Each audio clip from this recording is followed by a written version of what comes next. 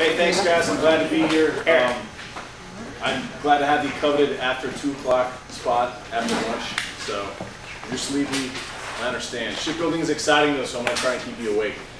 You guys are lucky enough to be in the city in the United States that has the best shipyard in America. And it actually fits in well with your project because we do government vessels, so vessels that can blow stuff up or hurt things, and also commercial vessels. So you guys are privileged. Maybe you can come down to NASSCO at some point and check it out. My name is Eric Nicholson. I used to be a naval architect at NASSCO. Now I'm in the program management side, which means I go sell ships. So if you guys want to buy ships, I can probably get you a good deal too. About me, so my current job, it says naval architect, but I'm a program manager. I did 10.5 years in the Navy. I actually did a bunch of counter-piracy patrols, so for the pirates out there, I can help you get in the mindset of the bad guy. Yes. Did mostly marine engineering stuff, which just means operating the guts of ships. So the engines, the generators, the air conditioning, the sanitary and sewage systems. I'm basically one of the best paid plumbers for the Navy. So I'm out now, and I'm working at NASSCO. I went to the United States Naval Academy where I studied naval architecture, and I'm currently completing my master's in marine engineering from the United States Merchant Marine Academy. Who's sick of homework? Oh, me right here. Okay, so I do homework every night. Oh. Yeah, and I'm 36, so don't get too sick of it. You'll get used to it at some point. So here's the shipyard I work at now. Good look at pieces of ships there getting put together. And I spent a ton of time on a bunch of different ships in the Navy, but if I had a favorite, it would be the destroyer, the pirate killer. So I want to talk to you today about general hull considerations and then some other numerical ways we look at different ships, maximizing speed, maximizing cargo, how ships can be viewed differently. So in general, the thing you need to remember is that no ship can do everything at once. It's different. Different ships are purpose-built things. So it's not like your car that you go buy to do essentially one thing, drive yourself from your house from here to there. The modes of transport of ships and the things that they do are very different. On the one hand, you have an aircraft carrier. It's basically a floating airport. Carries a lot of power and potential there. And then on the other hand, you basically have a cargo ship, which is just a delivery unit. So ships' hulls are designed to be on a series of trade-offs. You can't do everything. If you do, you're going to end up spending a lot of money. But in general, the commercial ship priorities are affordability. So they don't want fancy extras. When commercial ship customers come to us, they say, take away all the extras. What I really, really want is cargo capacity, the speed to get the cargo to port, to get it in trade faster. And that's different for container ships. I understand the cargo guys are doing container ships, right? So speed is more important to container ship guys than it is to just commodity guys. When I say commodity, I mean oil, iron ore, bat guano, fertilizer, whatever it is. Containers themselves, if you think about it, have to get to the shelves of Costco as soon as possible.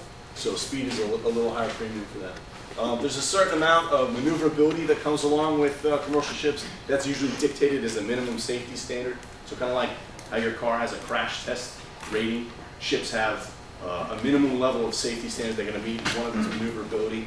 There's a term called survivability, which is the ability to take damage and perform your mission. You don't see this on commercial ships. They don't fight hurt. They're supposed to just go about their business and do their thing. And then the concept of lethality, the ability to inflict damage. They don't do that. Military ship priorities, again in general. So the #1 priority of a warship, and I guess a pirate ship in this case, would be lethality.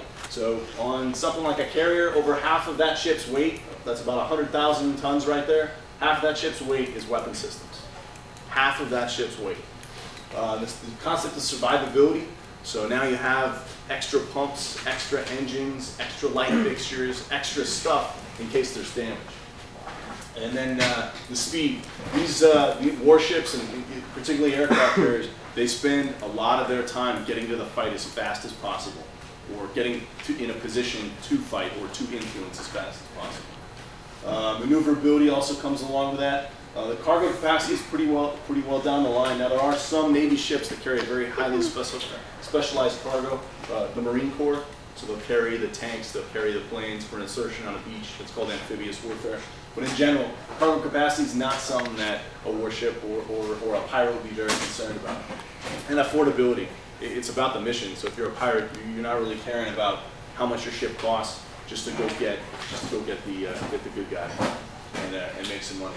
And you see that on the price tag there. So that's a cargo ship there that we built for what's called the state class product carriers. That carries about 330,000 barrels of oil, which is a lot of oil. Carries it around America in the Jones Act trade. It's for about $125 million. Again, if you guys are interested in that, let me know. I can get you a good financing deal on it. And then the other end of the spectrum is something about 1,000 times more expensive, which is the latest aircraft carrier at $14 billion. We'll do questions at the end, I promise. Oh, yeah. So hull design, geometry, this is where it starts to get a little bit boring, but stay with me. We use what's called form coefficients, and I know you guys have some of that together in your worksheet. I wanted to explain why that's important on a naval architecture basis. So when naval architects look at making comparisons between hull designs, they're in the same design trade-off cycle that you guys are in right now. They use form coefficients because it's essentially dimensionless. And you can see here is the block coefficient, for instance, probably the most important form coefficient we look at. And I know you guys are calculating that for each one of your designs, but it's the volume, so the volume would be feet cubed, times the length, divided by the length, feet, times beam, feet, times draft, feet. So you end up with something that has no units. So it's very easy to compare a bigger thing with a smaller thing because there's no units there. There's something called a prismatic coefficient, and I tried to get a good picture of it represented graphically. And you can see it's the volume of the hull, it's the actual feet cubed of the hull, times the area of the midships all the way back. So it's this piece here of the fullest part of the midship. There we go. Thanks. This part of the midships projected all the way back to the length of the ship. This is what's going to tell you the speed of the vessel. We'll get to a little bit about this. So for those of you that are trying to maximize the speed, you're going to want a really, really low prismatic coefficient. The water plane coefficient, this is also something that's important to the speed, but in general, it dictates stability. And you can see that it's about this box here formed by the beam and the length on the water line, and how much the water plane area, so as the ship's floating, and the top floating water line, that's called the water line. That creates an area, a cross-sectional cut through your ship, and the amount of this box it occupies is known as the water plane coefficient. Then the midship section area, this is the main driver for stability. And you can see, so here's your water line, here's your draft, here's your beam, and it's how much of this box you occupy. Now, I understand it's triangular. You guys got a triangular hull, so this should be pretty easy to calculate. But in general, the ships that are more stable, your cargo ships, come all the way down here and occupy this box at its fullest. Some other advanced terms, and I know you guys will have access to this brief, so this really impresses your friends. I might use some of these terms during the Q&A session, so we can go back to this, but I talked about the design water line. I talked about the keel. This is where the ship's main structure is that holds it together. When they built ships, when they started building ships way back when, in the 1700s, 1600s, they built them like skeletons. They actually used a rib cage as the model for a ship. So when you see like the Santa Maria down there? Yeah. So she's getting built. You'll see like a very skeleton type structure. So this is like the backbone of any ship, and then kind of the ribs come out of here as sections. The center line of the ship, we always cut the ship in half, and we call it the center line. It makes things a lot easier. It makes our calculations a lot simpler if you're just doing 1/2 the calculations, multiply by 2 at the end. The shear line is where the deck and the side shell meet. This is freeboard, so the amount of reserve stability you have. Some of you guys trying to maximize cargo are going to want to minimize the freeboard. You're going to want to push the ship all the way down. But then some of you that are going to want stability are going to want a little bit more freeboard because this thing moves around. Some of the other terms, you can impress your friends, impress your parents. So just looking at some of the values for the coefficients that we talked about. So you got a destroyer, a cargo liner, a harbor tug, and a passenger liner. And the Great Lakes stuff's not really applicable, but so let's say this guy's the pirate. You can see just jumping off the page, length to draft is huge for these guys, and also length to beam. There's the highest value there, length to beam. So if you want to be fast and mean, you're gonna be over here in this category. If you're trying to haul stuff, you're gonna be over here with the cargo liner and the passenger liner. We'll talk a little bit more about that later. But notice the difference between the block coefficients. So that's 0.52. It goes all the way up to 0.87. The ship that NASSCO is building right now has a block coefficient of 0.9. So the more full that hull gets, the higher your block coefficient is going to be. It's going to be more like pushing a brick through the water. So if you're designing for speed, so you design your ship for speed, you want to minimize your block coefficient like I talked about. You want to minimize your prismatic coefficient because that's pushing the ship forward through the water. And then you want to minimize your water plane coefficient. And you want to maximize that length to beam ratio. If you think of an arrow flying through the air, that's a really long thing compared to its beam, right? Very long and skinny. Well, when things travel through fluid, the longer they get, the more efficient they get to travel through. You've seen cyclists draft. Maybe you notice when your parents drive behind a truck, the car actually gets pulled along. So your engine doesn't have to work as hard. Same thing happens here. You want to minute, so some of these ships here solve the speed problem in different ways. This one here is a Pegasus hydrofoil. You can't really see it, but the only thing is 0. That's how he goes fast. And he goes fast by having this really small prismatic coefficient. So this is a trimaran. So it's the actual three pieces of the ship in the water. He's got a left side, a right side, and then a center side. So it's very, very long and skinny, like that arrow we talked about. Okay, stability. Stability is really important when you have a mission like the Coast Guard and you have to go save boaters on a bad day on the seas. So what they have is they have very full ships. The rule of thumb for stability is to maximize your beam. So some of you who are having problems with your design and stability will want to add beam onto it or maybe add area onto the ends of your ships. So if you're having stability problems, start with your beam first. You want to minimize that length to beam ratio. Again, the longer and skinnier a ship is, the harder time it's going to have to fight stability. Now, I'll take you through this a little bit. I don't want you to fall asleep. This is the math we deal with here. So this is the center of gravity, and this is the metacentric radius, but this is the center of buoyancy. Okay, so gravity pulls down. The weight of the ship pulls down at the center of gravity, right there. The buoyancy of a ship pulls up at the center of buoyancy. So these two things end up righting the ship. So the further out you can move B here, the more it's going to be, it's going to stabilize. The other thing you can do is lower G.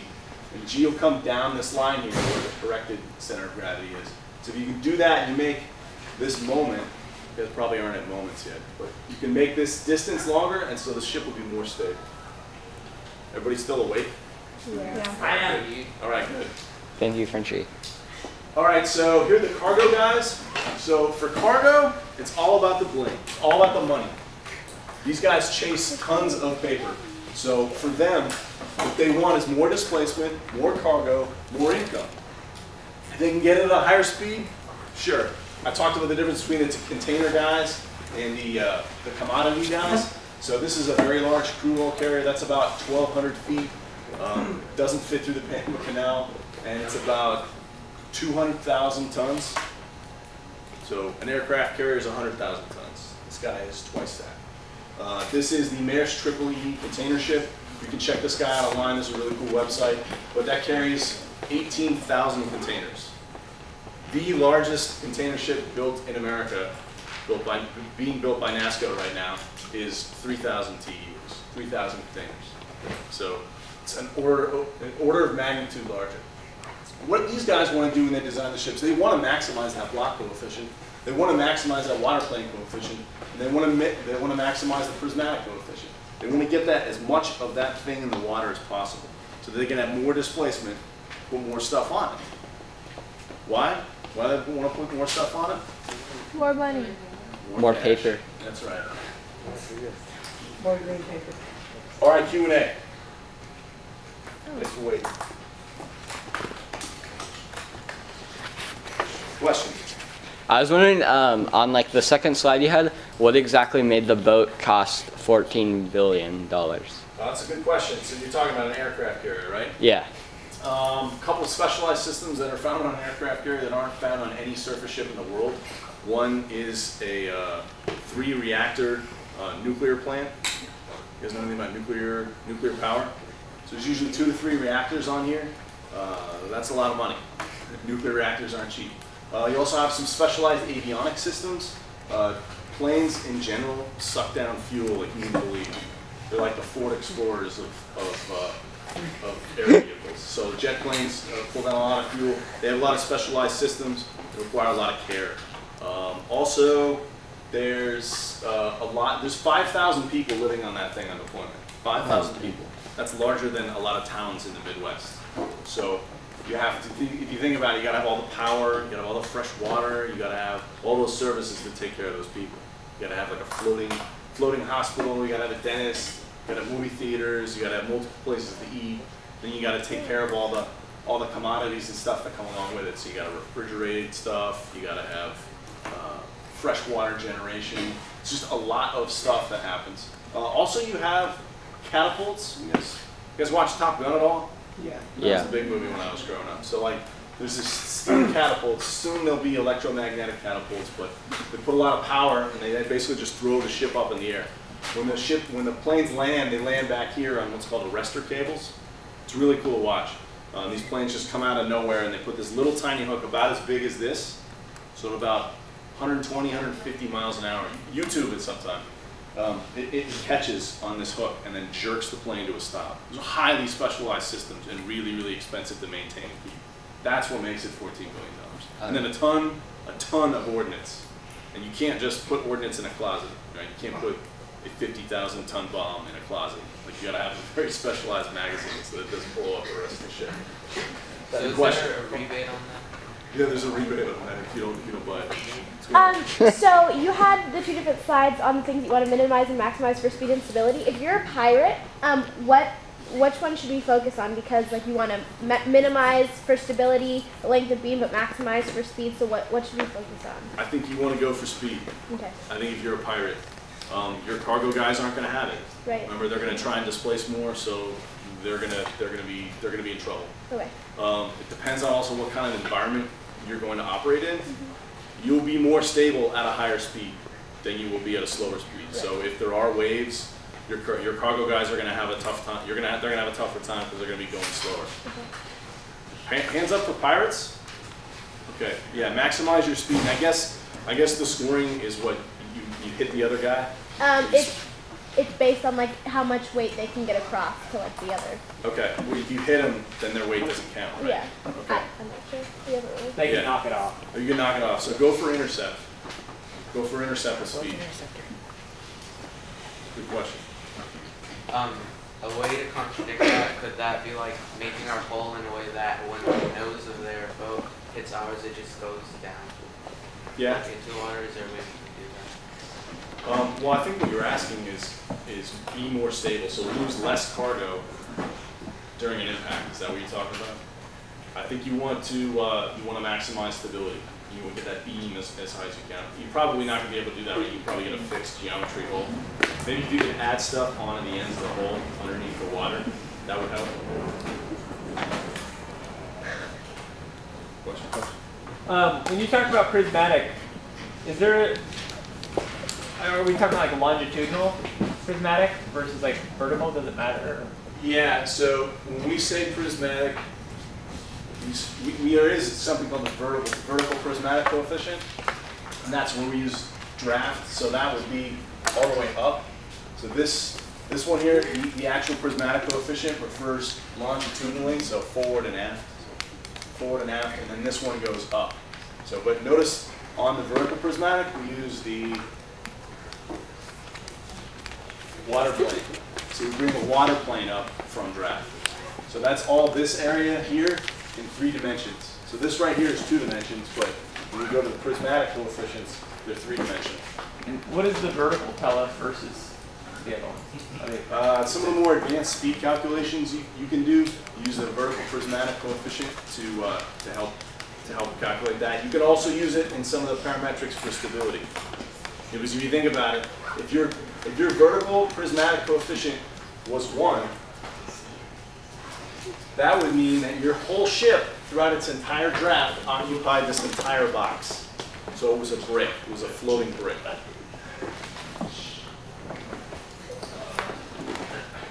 Questions? So say I have $14 billion, could I just like walk into the boat store and buy an aircraft? Yeah, there's only a couple boat stores that you could do that from. China's got a couple, UK's got a couple. You could if you wanted to. Do you have $14 billion? I might run a credit check on you first, but Not exactly. we'll talk after. I can work some financing deals out for you. Crazy.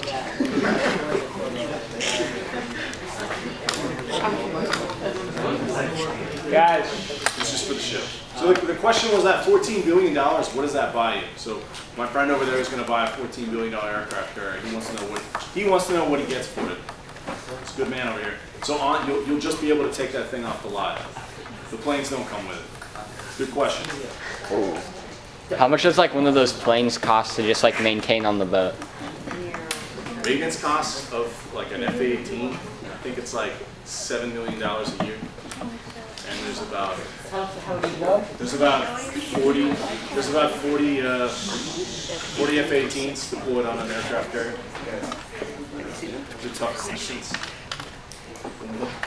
How much does it cost like power of a $14 billion boat, like just to get it moving? Well, that's the good news about your $14 billion aircraft carrier. When you drive it off the lot, you'll be able to never fuel it up with gas for, I think it's a 20-year cycle. 15, 20 years you don't have to pay for gas. Sounds like okay guys, so are there any more $14 group billion questions trading. before I give you guys a chance, if you have a little bit of time left? Yeah. That you can actually come up and ask some specific questions about your boats. Any other group questions? Is there any coefficient or ratio to determine how like the values will change when you're at speed or versus at rest? That's good again. Like when a boat kind of gets out of speed, it's going to come out of the water pressure is going to drop, and the coefficients will change. Oh yeah, so he's asking about a planing boat, which I didn't get into because it gets really complex and hard, and I wasn't that good of a naval architect in school. But your planing hull is actually going to lift up out of the water. So it's going to go so fast that the force of the water is going to push it out. It's going to push the hull out. So what's going to happen is this water plane coefficient. Your water plane is going to get smaller at higher speeds. That, as your professor was pointing out, is determined by the vertical prismatic coefficient. So you're going to want to make that small. CVP small if you're going to be a planing hull.